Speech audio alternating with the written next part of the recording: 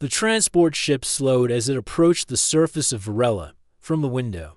Tom could see wide green plains stretching into the horizon, broken by tall crystal-like trees that reflected sunlight in many colors.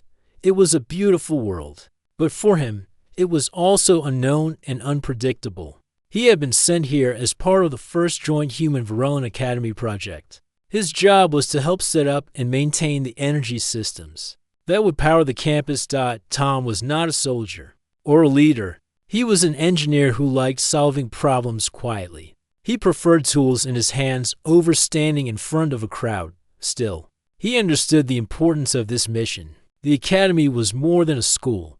It was a place where humans and the alien people of Varela could learn together, share ideas, and build trust. The landing ramp lowered, and the first team of humans stepped out into the soft sunlight. Varellan officials waited to greet them. The Varellans were tall, slender beings with smooth skin that shone faintly in the light, their eyes large and bright. They moved with graceful steps, and their voices had a musical rhythm. Tom followed behind the others, carrying a small tool bag slung over his shoulder. His boots sank slightly into the grassy ground. He noticed the air was clean, lighter than Earth's, and carried a faint sweet scent from the strange plants around. The human delegation was led to a large open plaza at the academy site. Students from both worlds had gathered, some curious, some cautious. A few of the younger aliens whispered to each other, glancing at the humans and laughing softly. Tom knew they were not used to seeing people like him. Humans looked shorter, heavier, and clumsier compared to the tall, elegant Varellans. When the welcome ceremony began, speeches were made in both languages. Tom stood near the back, listening quietly.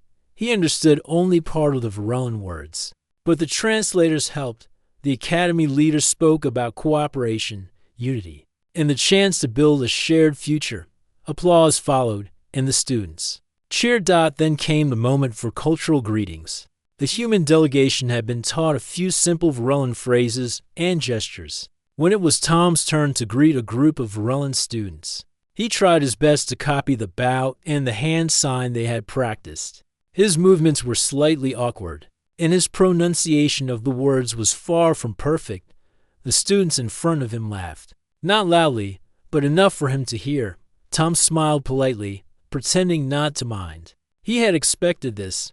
Back home, he was never the best at speaking other languages. Still, it felt uncomfortable to be the target of their amusement on the first day. After the ceremony, everyone was guided to their assigned living areas. The academy buildings were a mix of human and alien design, smooth curved walls, with glass-like panels and pathways lined with glowing markers that lit up as people walked past. Tom's quarters were small but comfortable.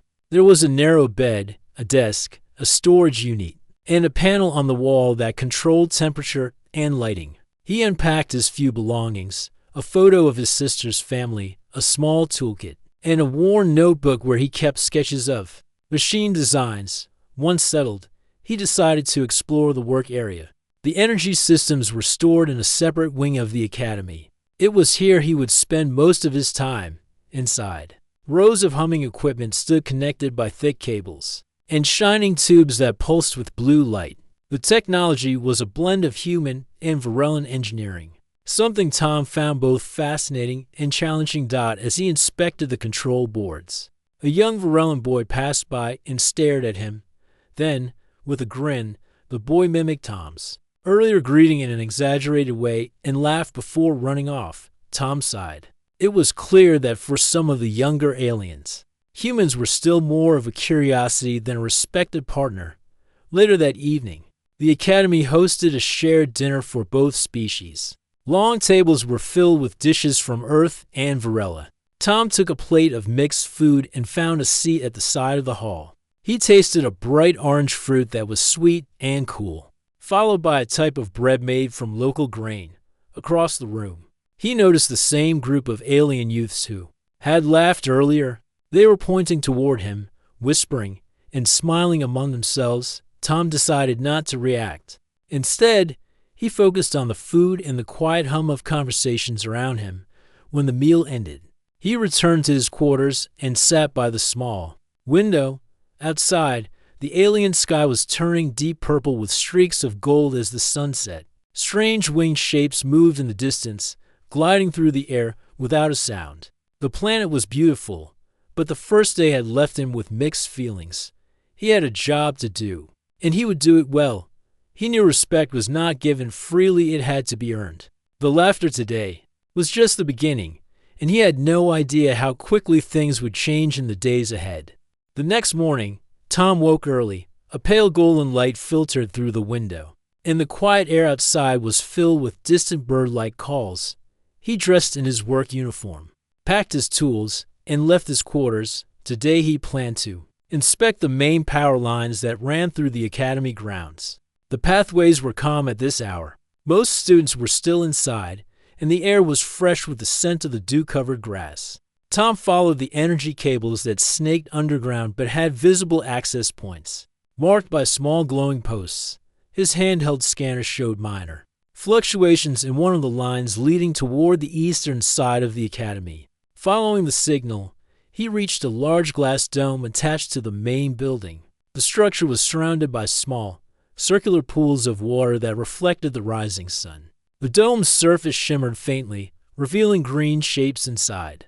A sign in both languages identified it as the Flora Preservation Wing. Tom checked his scanner again.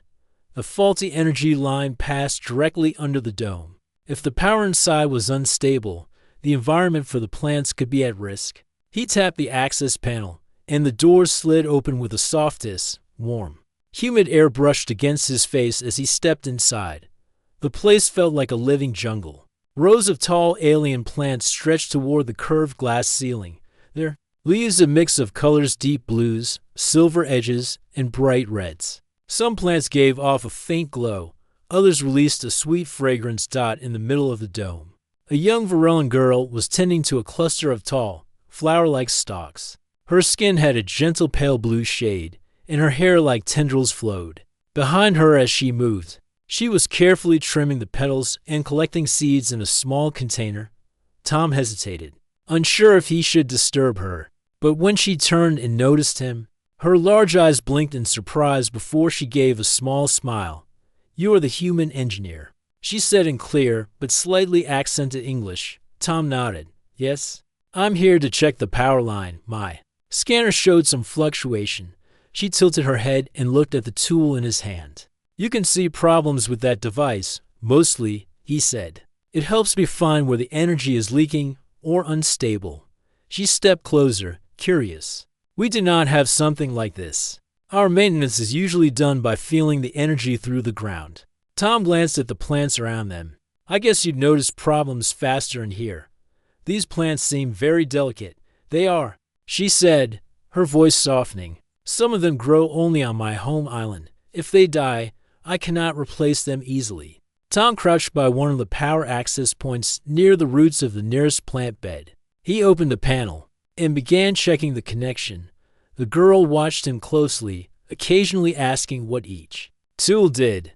Her interest made him feel more comfortable than he had during the first day's awkward greetings. As he worked, he learned her name was Aina. She explained that she was a student at the academy, studying botany and plant preservation. Her family had grown rare plants for generations, and she hoped to use the academy's resources to keep them alive in changing climates. "Do you fix machines all the time?" she asked. "Most of the time," Tom said with a small smile. "Back on Earth, I worked in city power stations. Here, I guess I'm doing the same thing, just with more alien parts." She laughed lightly. "Your machines look strange to me, but I can see you understand them well." After a few more checks, Tom found the problem. A small connector had shifted out of place, causing the energy flow to weaken. He adjusted it and tightened the seal. The readings on his scanner returned to normal, and the faint hum of the environmental control steadied. "That should do it," he said, closing the panel. Aina's expression brightened. "Good. Without that repair, the temperature might have dropped tonight. Some of these plants would not have survived." Tom stood and looked around. "Then I'm glad I came here first. It would be a shame to lose them." For a moment, there was a quiet pause between them. The sunlight filtering through the dome painted the plants in gold and green. Aina gently brushed her fingers along the petals of one of the flowers, almost as if thanking it for staying alive. When she turned back to Tom, there was a thoughtful look in her eyes. Most people do not come here unless they must. You came quickly when you saw a problem. That is good. Tom shrugged modestly. It's my job. It is more than that, she said. Many see plants as silent and unimportant, but they give life to us. You acted before harm came. That is what matters. Her words stayed in his mind as he left the dome. Outside, the sun had climbed higher, and more students were moving about. A few Varellans glanced his way, but Aina's calm approval seemed to make the stares less sharp. By the time he returned to the energy control wing, Tom found himself thinking about the strange mix of human machines and alien life. It was clear that success here would require more than technical skill. It would need patience, understanding, and perhaps a few unexpected friendships. What Tom did not know was that this short meeting in the greenhouse would be remembered by Aina for a long time, and soon by many others as well. The days after Tom's first meeting with Aina passed quickly. He spent most of his mornings checking the Academy's power systems, and his afternoons studying the strange combination of human and Varellan technology. Every now and then, his thoughts would drift back to the greenhouse. The image of Aina carefully tending to her plants stayed fresh in his mind. She had been the first alien to speak to him with genuine interest instead of polite distance. One afternoon, while Tom was working on a set of control panels near the central plaza, he noticed a small group of Varellan students watching him. Their voices were low, but he could hear his name mentioned in the middle of their conversation. A short burst of laughter followed. At first, he ignored it, but then he realized they were not laughing in the usual mocking way. It sounded more like they were sharing something amusing about him. One of the students, a tall boy with silver markings on his skin, looked at Tom and grinned. "Human worker has a friend in the greenhouse," he said in a teasing tone. Tom raised an eyebrow but said nothing. He tightened a bolt on the panel and moved to the next one. The group exchanged glances, still smiling, before walking away. Later that evening, during dinner in the shared hall, the same students sat together at a table in the corner. Tom caught bits of their talk. The words human and Aina came up again. He realized they were talking about the moment they had seen Aina bringing food to him the day before. It had happened so casually that Tom barely noticed it at the time. He had been repairing a heating regulator outside the greenhouse when Aina appeared with a small container. Inside was a mix of fresh fruit and soft bread. "You should eat while you work," she had said simply, setting it beside him before returning to her plants. To Tom, it had been nothing more than a kind gesture, but to the students, it seemed unusual. From what he understood, Varellans rarely brought food to someone unless they had a close connection or a reason to show public appreciation. The rumors began to grow without Tom realizing it. Over the next few days, more students would smile knowingly when they passed him. A few would whisper to each other and laugh. The attention was strange, but Tom decided it was harmless. Aina, however, noticed the change almost immediately. When Tom came by the greenhouse to check the repaired power line, she greeted him with a curious expression. "People have been talking," she said. Tom looked up from his tools. "About what?" She smiled faintly. "About you and me." Tom nearly dropped the wrench he was holding. "What? Why?" "Because I brought you food. In my culture, that can mean something more than kindness. Some think it means I wish to share a special bond," she explained. Tom shook his head quickly. "I didn't mean to cause any misunderstanding. I was just thankful you brought it." Aina tilted her head. "You do not need to worry. I know what you meant, but others enjoy making stories. It gives them something to talk about." She said it lightly, but Tom could tell she found it slightly amusing. That afternoon, Tom stayed longer than usual in the greenhouse, helping Aina adjust a water pump that was connected to the Academy's central system. Working together felt easy. They talked about small things: Earth's changing seasons, Varella's festivals, the way both worlds had songs about the stars. When they finished, Tom packed up his tools. As he left, Aina called after him, Do not let the rumors bother you. Sometimes people must laugh before they can listen. Her words puzzled him, but he did not ask what she meant. The next day brought another small but important change. While Tom was inspecting a set of solar panels on the academy roof, one of the younger Varellans approached him with a serious look. "Is it true you and Aina are close friends?"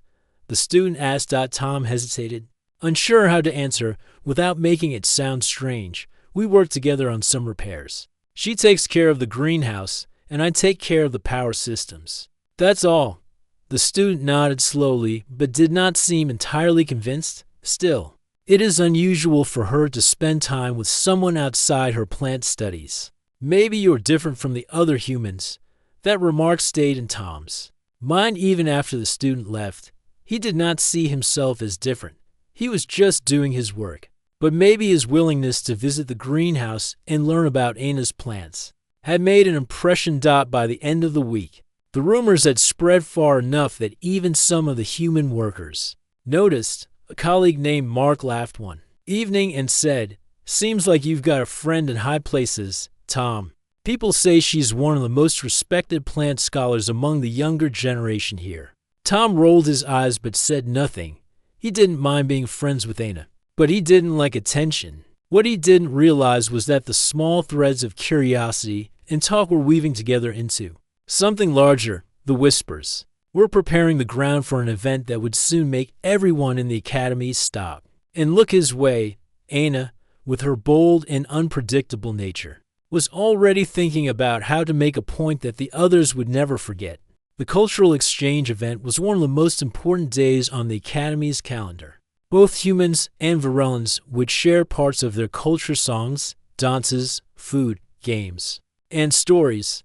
It was a chance to show pride in one's heritage and learn from the other side. The plaza was filled with colorful decorations. Bright banners hung from the tall crystal-like trees, and stalls lined the paths, each representing a different region of Earth or Varela. The air was full of mixed scents: roasted grains, sweet fruits, and something that smelled like spiced flowers. Tom had no performance to present. His role today was to help set up the portable generators and lighting for the event. He moved from stall to stall, checking cables and making sure the power lines were steady. It was busy work, but he didn't mind. It kept him away from the center of attention. The event began with music. Human students played a cheerful folk tune, followed by a group of Varellans performing a slow, graceful dance. The crowd applauded each act warmly. Between performances, people wandered to the stalls, tasted food, and tried games from the other culture. Tom was adjusting a light fixture when he noticed a group of Varellan youths nearby. Among them was the tall boy with silver markings who had teased him before. The boy spoke loudly enough for Tom to hear, making a joke about the greenhouse human and how fragile he looks. The others laughed. Tom sighed and kept working. He had grown used to such remarks, though they still stung a little. Aina, who had been helping at a stall selling fruit drinks, noticed the scene from across the plaza. She walked over, her expression unreadable. The laughter from the group continued until she stopped right in front of them. Her voice was clear and strong. "Do you know who he is?" she asked. The group glanced at each other, unsure where she was going with this. She didn't wait for an answer. "He is the father of my child." The words cut through the air like a sudden wind. The nearby music stopped for a moment, and heads turned toward her. Conversations died away as both humans and Varellans looked in surprise. Tom froze, staring at her. His hand still held the wrench he had been using, but now it felt strangely heavy. The Varellan youths blinked, caught off guard. One of them stammered, "What?" Aina folded her arms. "You heard me. He is the father of my child." A ripple of shock spread through the crowd. Whispers began to rise, some confused, some curious, and some clearly misunderstanding her words. Several human workers exchanged awkward glances, unsure how to react. Tom opened his mouth to speak, but no words came out. He wasn't sure whether to correct her or simply walk away. In Varellan culture, the phrase she had just used did not always mean what it sounded like in human language. Among her people, calling someone the father of my child could mean they had saved something important to you. something that would ensure your future. It was a phrase of high honor. But most humans didn't know that, even many younger. Varellans took it literally before thinking about the deeper meaning. Aina stepped closer to the group that had been laughing. Without him, the rare plants I grow would have died when the power line failed. Those plants are my life's work. They are my future. He saved them, so to me. He is the father of my child. Her voice carried across the plaza, making sure everyone could hear. Some Varellans began to murmur in recognition as they understood the meaning. A few nodded in respect, but the humans were still confused. To them, the scene looked like a sudden public claim of a personal relationship. Tom finally managed to speak. Aina, maybe we should explain this. But Aina turned toward the crowd. You laugh at him because he is human, because he does not move like we do, or speak like we do. Yet when there was danger to something I care about, he acted without hesitation. That is what matters. Not how someone looks, not where they are from, but what they choose to do. Her words were firm, and for a moment, no one responded. Then, slowly, some of the students began to clap. Others followed, until the applause spread through the plaza. Tom stood there, still unsure how to feel. On one hand, he appreciated her defending him. On the other, he knew this phrase would now follow him everywhere. When the event resumed, the tension eased, but the whispers continued. Wherever Tom went, someone would glance at him and smile knowingly.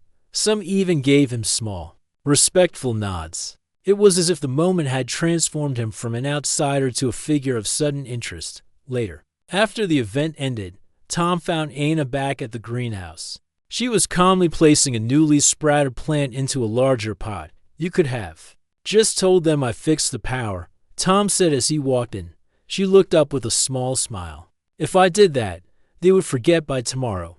But this, they will remember. Tom shook his head. Now half the academy thinks something very different happened.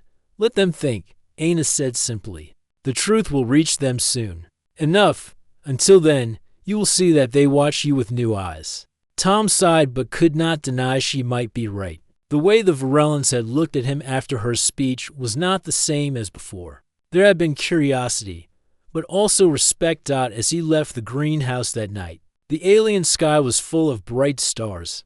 Somewhere in the plaza, he could still hear small groups talking and laughing. He knew his life at the academy had just changed, and not in a way he could have planned. The next morning, Tom's name was on everyone's lips. Wherever he walked, people glanced at him. Some smiling, some whispering. He could feel the weight of their attention. Even the human workers looked at him with curiosity. When he entered the energy control room, Mark greeted him with a grin. Well, father of my child, how's your morning? Tom groaned quietly. Not you too. Mark chuckled. You can't expect that kind of announcement to disappear.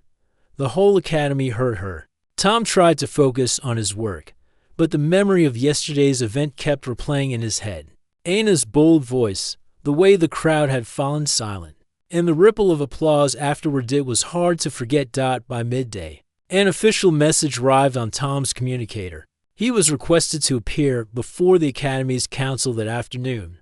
His stomach tightened. This was no longer just a bit of gossip among students. Now the leadership wanted answers. The council chamber was a circular room with a high ceiling and wide windows that looked out onto the academy gardens. Around the curved table sat 6 members, 3 humans and 3 Varellans. At the center, the chairperson, a calm-looking Varellan elder named Soren, regarded Tom with steady eyes. Aina was already there, standing near one of the windows. She gave Tom a small nod when he entered. Please, sit, Soren said, his voice carrying a gentle authority. We have called you both here to clarify something that has become a matter of discussion. Across the academy, Tom sat, his hands resting on his knees. I think I know what this is about, he said quietly. Yes, Soren continued.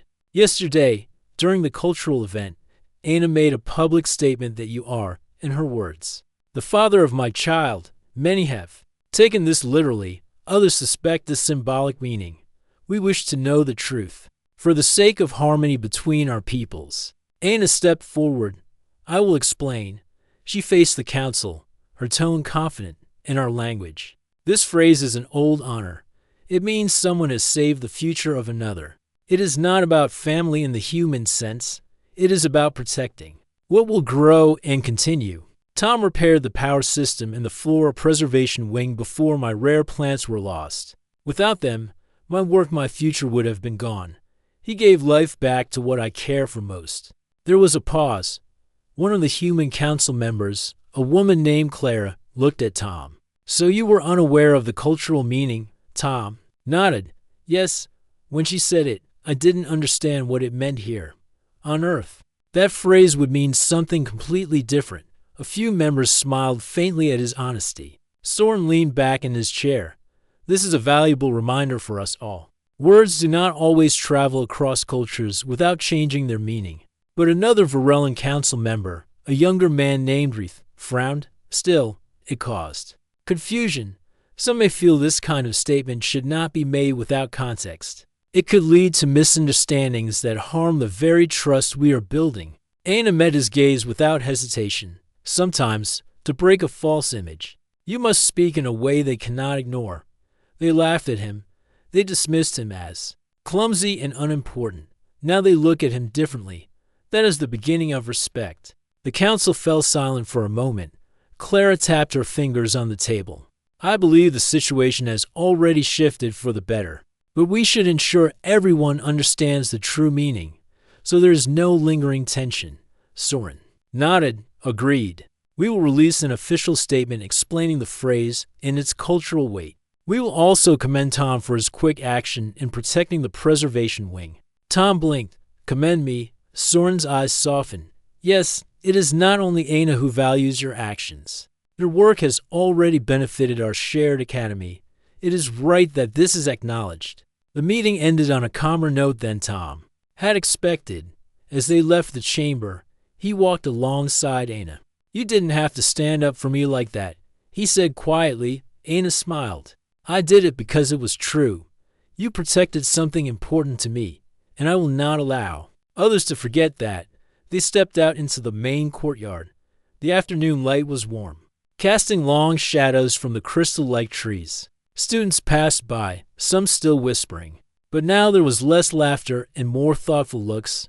Over the next few days, the council's statement spread across the academy. It explained the cultural meaning behind Aina's words and praised Tom's quick work. While the teasing did not vanish entirely, it became friendlier. More like a shared story than a sharp joke. Tom began to notice something else as well. More Varellans approached him to ask about his work. They wanted to know how human tools functioned, how he had fixed the greenhouse power line so quickly, and whether he could teach them. It was strange, but also satisfying. For the first time since his arrival, he felt like part of the academy, instead of just a visitor. One evening, as he left the control wing, Aina was waiting by the path. She carried a small pot with a young plant inside. Its leaves were silver green, and a faint scent rose from it. This is for you, she said. Tom took it carefully. It's one of yours. Yes, it will grow if you give it light and water. Consider it a reminder that what you save today can shape tomorrow. Tom smiled faintly, looking at the plant in his hands. I'll take care of it. As they walked together toward the sunset, the strange tension of the past week felt lighter. What had begun as a misunderstanding had turned into a bridge between two cultures. And Tom knew this was only the start. Weeks passed since the council's statement, and life at the academy slowly returned to its normal rhythm. But for Tom, things felt different. The stares from Varellan students were no longer filled with amusement or doubt. Instead, there was a quiet respect, and sometimes even a hint of curiosity. When he walked across the plaza, people greeted him politely. A few even stopped to ask about his work. Some of the same students who had laughed on his first day now asked questions about human tools and engineering methods. One morning, Tom was called to meet with the academy's technical committee. To his surprise, Aina was there too. She stood beside a large table covered in sketches, notes, and small mechanical parts. Soren, the council leader, explained the purpose of the meeting. We have a new challenge. The academy needs a more reliable energy system Our current setup works, but it cannot handle both human and Varellan technology efficiently. We want the two of you to design a system that combines the strengths of both worlds." Tom glanced at Aina. She gave him a confident smile, as if this was exactly what she had been hoping for. The next days were filled with planning. Tom brought diagrams of human solar and wind power systems, while Aina showed him the Varellan method of channeling energy through crystal conductors. The human systems were strong and adaptable, but they lost efficiency in certain weather. The Varellan crystals provided steady power but were harder to repair if damaged. "What if we use your crystal channels as the main supply?" Tom suggested, "but add a human backup grid to kick in during high demand. That way, the system never fails completely." Aina considered the idea, her fingers brushing over a crystal sample. "If we align the backup with the natural flow of the crystals, it will not cause overloads. We can build a control hub that switches between them automatically." They began working side by side, testing small models and adjusting designs. Sometimes they disagreed. Tom preferred straightforward solutions, while Aina liked to experiment with unusual shapes and patterns. But their different approaches often led to better ideas. One afternoon, while they worked in the greenhouse for easy access to Aina's crystal samples, a small group of Varellan students came to watch. One of them, the tall boy with silver markings, who had teased Tom weeks ago, stepped forward. "I did not understand you before," the boy admitted, "but now I see why Aina respects you. I would like to learn how to use those human tools." Tom handed him a small screwdriver. "Start with this. It's simple, but if you can use it well, you can fix more than you think." The boy smiled and began helping them. Soon, others joined in, and the work became almost like a small class. Tom explained each part in plain language, while Aina showed how the crystals responded to touch and alignment. By the end of the week, their prototype was ready for testing. The new system looked like a smooth blend of two worlds, shining crystal columns, connected by sturdy metal frameworks, with a compact human-built control panel at the base. The test day drew a crowd. Council members, students, and workers gathered around as Tom and Aina activated the system. The crystals lit up with a steady blue glow, and the control panel's display showed a perfect flow of energy. Soren nodded in approval. "It is stable, and more than that, it is a symbol of what this academy is meant to be." Aina smiled, looking at Tom. "It works because we listen to each other." Over the next few days, word spread about the project's success. Tom's reputation grew, not just as an engineer, but as someone who could work across cultures without letting pride or stubbornness get in the way. One evening, as they finished securing the final connections, Aina handed Tom a small crystal, shaped like a teardrop. "This is from my family's collection," she said. "It holds energy for many years. Keep it, so you will always have light, even in darkness." Tom turned the crystal in his hand, watching it catch the light. "Thank you. I'll make sure it's put to good use." As the sun set, the new energy system hummed quietly in the background, casting a warm glow across the academy grounds. For the first time since his arrival, Tom felt fully at home here. He had earned his place not because of a misunderstanding or a rumor, but because of what he had built with his own hands and with Aina's trust beside him. The academy's central plaza had never been this full. Banners of deep blue and silver hung from the high towers, and the wide stone steps leading to the council hall were lined with glowing crystals. People from every wing of the academy gathered, their voices mixing in an excited hum. Today was the dedication ceremony for the new energy system. It was more than just a technical success, it was a sign that humans and Varellans could build something together. Tom stood at the edge of the plaza, adjusting the collar of his clean uniform. He was not used to this kind of attention. Aina stood beside him, her expression calm but her eyes bright. She wore a ceremonial sash decorated with crystal threads, and in her hand she carried a small case containing the first crystal ever connected to the new system. Soren, the council leader, stepped forward and raised his voice so all could hear. "Friends, today we celebrate more than energy and light. We celebrate understanding. This system is a symbol of what happens when two worlds listen to each other. A strong cheer rose from the crowd. Soren motioned for Tom and Anna to come forward. As they walked up the steps together, Tom noticed familiar faces in the crowd, students who had once laughed at him now clapping, workers from the hangars nodding in respect, and even the tall boy with silver markings giving him a proud grin. When they reached the platform, Anna opened the small case. Inside, the crystal gleamed softly, ready to be placed in the heart of the new system. This crystal, Soren continued, is a gift from Anna's family, but today it belongs to all of us. And it will be placed by the two who made this possible, Tom. And Anna stepped to the central column of the new system. The machinery was silent, waiting. Together, they slid the crystal into its slot. A faint hum began, growing into a steady, deep tone. The surrounding crystals lit up, their glow flowing out across the plaza as if the whole academy had taken a deep breath. The crowd gasped in unison, then erupted into applause. Anna turned to Tom with a small smile. It is done.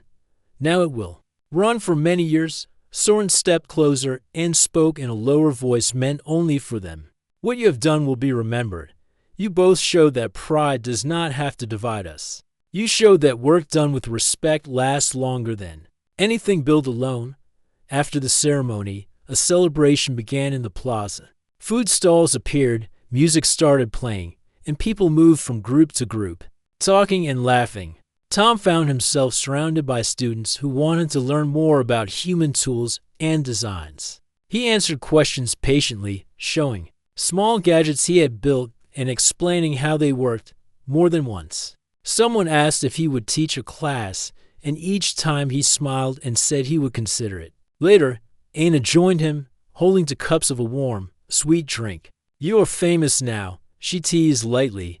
I'll survive, Tom replied. As long as the fame comes with good coffee. They both laughed, and for a moment, Tom thought about the first day. He had arrived, the laughter, the misunderstanding, the way everything had felt like a wall he couldn't climb. Now, those same people stood beside him, and the wall was gone. As the sun began to set, Soren called everyone's attention once more.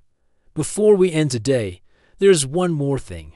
This academy will now have a shared workshop for humans and Varellans, and Tom will be its first coordinator, working with Anna to guide new joint projects. The cheer that followed was louder than before. Tom felt a rush of pride, but also a steady calm.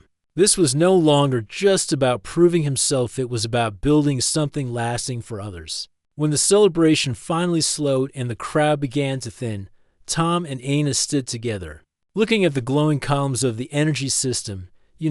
Tom said, I thought I came here to learn, but I think I ended up teaching as much as I learned. Anna nodded.